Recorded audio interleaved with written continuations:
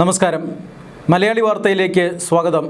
രണ്ടാം നരേന്ദ്രമോദി സർക്കാരിനെ പിടിച്ചുകുലുക്കിയ ഒരു വിവാദമായിരുന്നു ബ്രിജ്ഭൂഷൺ യാദവുമായി ബന്ധപ്പെട്ട വിവാദം. അദ്ദേഹത്തിനെതിരെ ഗുസ്തി താരങ്ങൾ ലൈംഗികാരോപണങ്ങൾ ഉന്നയിക്കുകയായിരുന്നു.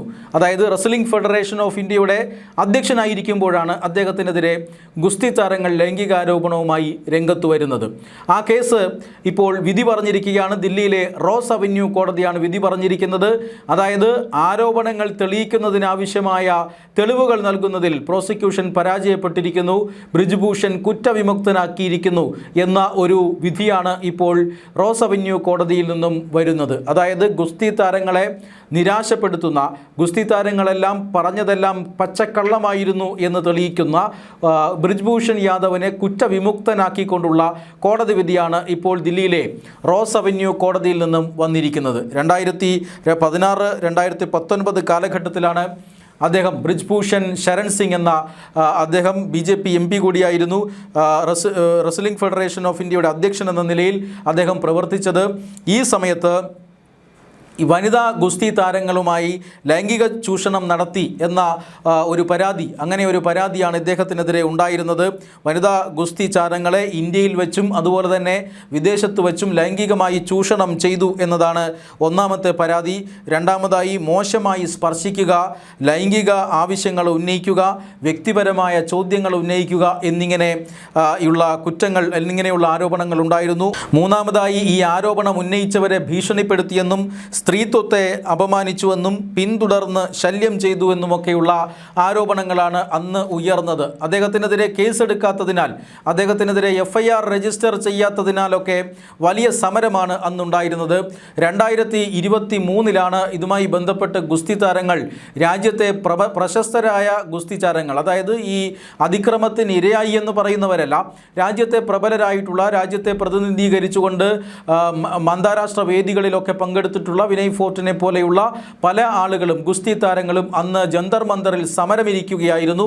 ആ സമരം വലിയ രീതിയിൽ ഇന്ത്യയൊട്ടാകെ ചർച്ചാ വിഷയമായിരുന്നു. നരേന്ദ്രമോദി സർക്കാരിനെ ചെറിയ രീതിയിൽ പ്രതിരോധത്തിലാക്കിയ ഒരു സമരം കൂടിയായിരുന്നു അത്. കാരണം 2024 ലോക്സഭാ തെരഞ്ഞെടുപ്പ് നടക്കാനിരിക്കുകയായിരുന്നു. ആ സാഹചര്യത്തിലാണ് 2023 ഇങ്ങനെ ഒരു സമരം തുടങ്ങുന്നത്. അതുകൊണ്ട് തന്നെ ദേശവ്യാപകമായി രാജ്യമെമ്പാടും ചർച്ച ചെയ്യപ്പെട്ട ഒരു കേസായി ബ്രിജ്ഭൂഷൺ ശരൺ സിംഗിൻ്റെ കേസ് മാറുകയായിരുന്നു. ഈ ലൈംഗിക ആരോപണങ്ങളെല്ലാം ഇപ്പോൾ തെളിയിക്കപ്പെടാതെ പോകുന്നു, അതെല്ലാം അസത്യമാണ് എന്നാണ് ഇപ്പോൾ കോടതി വിധി പറഞ്ഞിരിക്കുന്നത്. 2023 മെയ് മാസത്തിലാണ് അവസാനം കേസ് രജിസ്റ്റർ ചെയ്യാൻ, സുപ്രീം കോടതിയുടെ ഇടപെടലിനെ തുടർന്നാണ് കേസ് രജിസ്റ്റർ ചെയ്തത്. 2023 ജൂണിൽ തന്നെ ഏതാണ്ട് 1500ഓളം പേജുള്ള ഒരു കുറ്റപത്രം ഇദ്ദേഹത്തിനെതിരെ സമർപ്പിക്കപ്പെട്ടു. അതിനിടയിൽ ഇദ്ദേഹത്തിനെതിരെ ഒരു പോക്സോ കേസ് കൂടി വന്നിരുന്നു. അതായത് പ്രായപൂർത്തിയാകാത്ത ഒരു വനിതാ ഗുസ്തി താരത്തെ കൂടി ഇദ്ദേഹം പീഡിപ്പിച്ചു എന്ന രീതിയിലൊരു പരാതി വന്നു. പക്ഷേ പിന്നീട് ആ ആരോപണം അസത്യമായിരുന്നുവെന്ന് ആരോപണം ഉന്നയിച്ചവർ തന്നെ പറഞ്ഞുകൊണ്ട് രംഗത്ത് വന്നിരുന്നു. ആ കുട്ടിയും അവരുടെ പിതാവും ഈ ആരോപണങ്ങളെ പിന്നീട് തള്ളിക്കളയുകയാണ് ചെയ്തത്. ആ ആരോപണങ്ങൾ വ്യാജമായിരുന്നു എന്നവർ സമ്മതിച്ചു. അതിനുശേഷം പോക്സോ കേസ് ഒഴിവാകുന്നു. പക്ഷേ പിന്നീട് മറ്റേ ഗുസ്തി താരങ്ങൾ നൽകിയ കേസുകൾ നിലനിൽക്കുകയായിരുന്നു. ആ കേസുകളാണ് ദില്ലിയിലെ റോസ് അവന്യൂ കോടതി കഴിഞ്ഞ കുറേ കാലമായി കേട്ടുകൊണ്ടിരുന്നത്.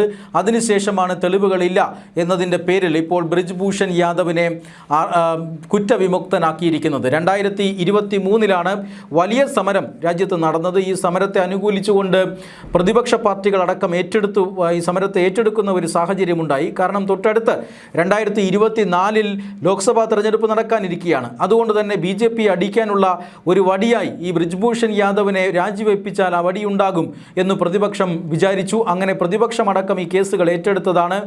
ഗുസ്തി താരങ്ങൾ നടത്തിയ സമരത്തിന് ഒരു പരിധിവരെ പ്രതിപക്ഷത്തിൻ്റെ പ്രേരണ കൂടി ഉണ്ടായിരുന്നു. എന്നാൽ 2024 തെരഞ്ഞെടുപ്പിൽ BJPക്ക് ചെറിയ രീതിയിൽ പിന്നോട്ടടി ഉണ്ടായിട്ടുണ്ട് എന്ന കാര്യത്തിൽ തർക്കമൊന്നുമില്ല. അതായത് BJPക്ക് ഒറ്റയ്ക്ക് ഭൂരിപക്ഷം ഉണ്ടായിരുന്നതിൽ നിന്നും കേവല ഭൂരിപക്ഷം പോലും എത്താൻ കഴിയാത്ത 2024 തെരഞ്ഞെടുപ്പ് മാറിയിരുന്നു. പക്ഷേ NDAക്ക് ആ സമയത്ത് ഭൂരിപക്ഷം ഉണ്ടായിരുന്നു. അതുകൊണ്ട് തന്നെ 2026 നരേന്ദ്രമോദി പ്രധാനമന്ത്രിയായി മാറി.